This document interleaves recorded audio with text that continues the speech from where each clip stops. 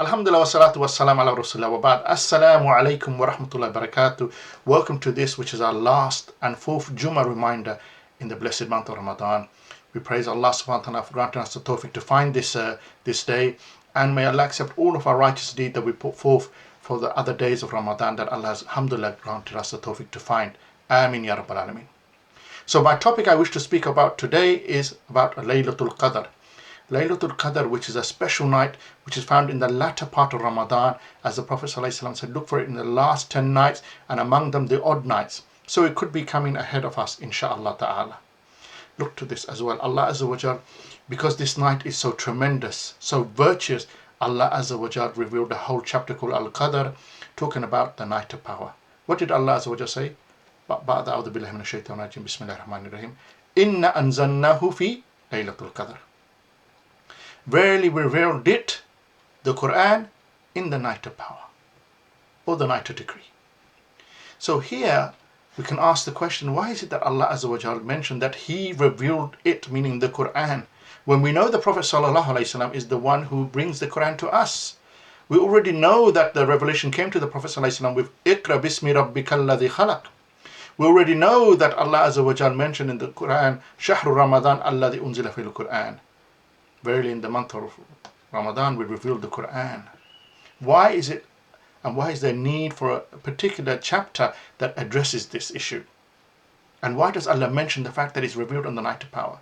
So again, the night of power is a tremendous night because Allah mentioned that on this night we revealed the whole Qur'an in its entirety, from the highest heavens, from the preserved tablet, Lawhul Mahfuz, to the lowest heavens. That's why this event was something tremendous. And thereafter Allah chose to reveal parts of the Qur'an over a period of 23 years to the Messenger Muhammad sallallahu alaihi wasallam. And here it is important for us to understand that Allah says, Inna anzalnahu. We are the ones who revealed it. I mean, we are the ones who gave the Qur'an to the Messenger Muhammad sallallahu alaihi wasallam. The Prophet sallallahu alaihi wasallam does not speak of his own desire. It is not something that he fabricated or brought to the Quraysh, because this was one of the claims. Look to our Prophet sallallahu alaihi wasallam. Sent as a mercy to mankind, he was someone known as Muhammad ibn Abdullah, Muhammad the son of Abdullah al-Amin. Al-Amin means the trustworthy, the truthful. But when he came with the Quran to Quraysh, they used to call him names. They say that he was a sha'ir, a poet, a sahir, a magician. They used to even call him Majnoon. And they used to say that he was the one who fabricated. Imagine somebody, a madman who's bringing this sort of revelation out of billah. They were cruel to the Prophet ﷺ like this. But Allah subhanahu wa ta'ala says, وَإِنَّكَ لَعَلَى خُلُقٍ عَظِيمٍ. You are on an exalted character. We, by making you Muhammad Rasulullah sallallahu alayhi wa sallam, we have raised your status amongst humanity. We have raised your status. And this Quran indeed comes from who? The originator of all the heavens and the earth, our Lord Rabbul Alameen. So again here, it was by means to purify the Prophet ﷺ from all of these false claims that the Quraysh were making against the Prophet sallallahu alaihi wasallam. And then Allah says, وَمَا أَدْرَكَ مَا لَيْلَةُ الْقَدْرِ. What will you know about this night of power? And here again is a rhetorical question, because Allah is going to explain to us His virtue. But here we should ponder why Allah mentioned this verse, because it is speaking to us to say about, have you ever pondered like why you do certain deeds on certain days at certain times, and why some deeds are more virtuous than others? Because Allah subhanahu wa ta'ala, He chooses this. So Allah chose for the best nights of the year to be in the best month of the year, which is in Ramadan. And hence why we strive. Because Allah is the one who makes the time virtuous, and Allah is the one who makes the deeds for us at that time virtuous as well. Azza wa Jal. So that's why we strive. But what do we really know about the night of power? And here Allah subhanahu wa ta'ala mentions in the third verse, Lailatul Qadr khayrun min alfi shahr. The night of power is better than 1,000 months, mashallah. You all know this, I know this, mashallah. And many of us, we've done this calculation. 1,000 months is equivalent to 83.4 years. I hear this all the time. But we still need to ponder on the verses of Allah Azza wa Jal. Why is it that Allah Azza wa Jal chose, say, 1,000? Khayrun min alfi shahr. Why 1,000? And here is something that we need to appreciate. That Allah says khayr, not mithlu. better than 1,000 months. So it's not really 1,000 months, it's better than this. Because if Allah wanted it to be just 1,000, He would have said mithlu, the same as, but Allah didn't use that word. So really, it's just for us to appreciate, because man is limited in the way he can comprehend things, subhanAllah. So if I was to say to you, my dear brothers and sisters, I will give you, say for example, £1,000, you would not look down upon that amount. You would say, mashallah, that is a huge amount, Shaykh, mashallah. You would say this, yes. Just like if I was to say €1,000 as well, $1,000. Any means of our understanding is that that is something substantial. So to the Arabs at the time, alf meant a lot. So when we say mabruk, for example, we say congratulations, that's one way of saying congratulations. But if you say alf mabruk, it is like, you elevate that congratulation to mean much more than it is, subhanallah. So Allah used that as a term just so that we can appreciate it is a tremendous night. The deeds are humongous, subhanallah. So that is for us. And also, if we were to now go back to the calculation and say 83.4 years, if anyone said that one night of worship is equivalent to that, you would say, mashallah, 83 years, if we were to have the chance to live to 83 to 84 years, that is a good long life. Because the Prophet ﷺ said, the ajal of my ummah is only 60 to 70 years. So, alhamdulillah, mashallah. But the gift to this ummah is in that one night. That one night we can do a whole lifetime worth of ibadah. That's why we need to strive, my dear brothers and sisters.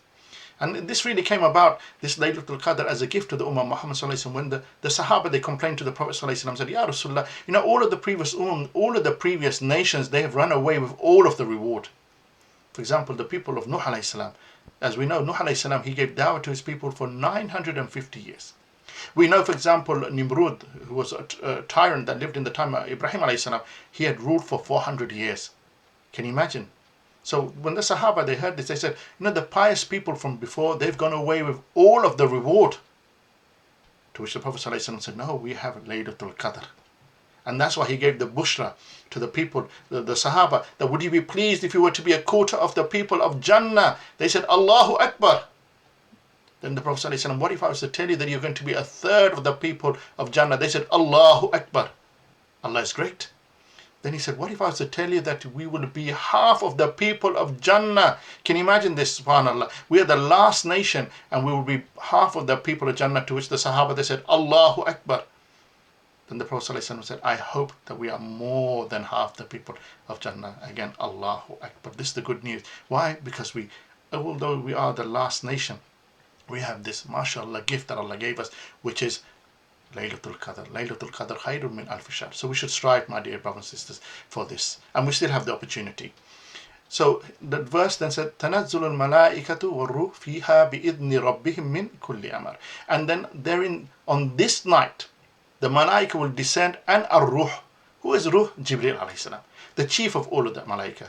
The chief of all of the angels. And they will come bi'idnillah, by the permission of Allah subhanahu wa ta'ala. Bi'idni Rabbihim.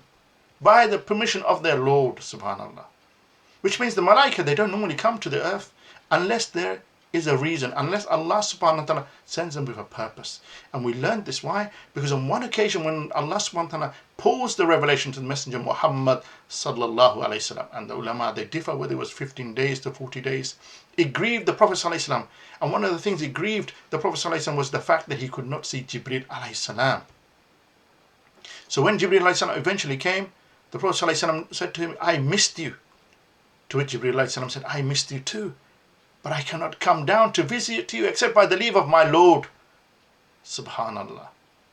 So we realize now that the angels only come if Allah permits them, because they're Ahlus Sama. They're the people of the heavens and the skies. That's where they live, subhanallah.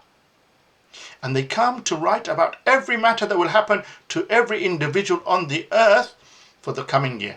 So Allah will cause the angels to write our destiny.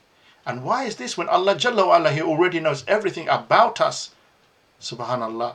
Allah says in the Quran, فَعَالٌ لِمَا يُرِيدُ. Allah will do as He wishes.